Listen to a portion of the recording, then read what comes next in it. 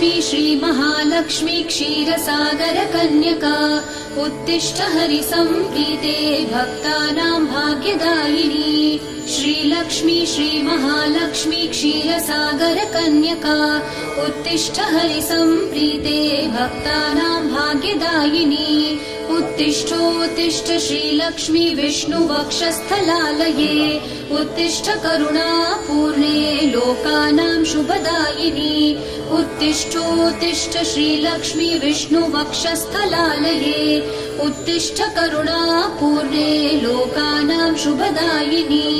श्रीपद्ममध्यवसिते वरपद्मनेत्रे श्रीपद्महस्तचिरपूजित पद्मपादे श्रीपद्मजातजननी शुभपद्मवक्त्रे श्रीलक्ष्मी भक्तवरदे तव सुप्रभातम्।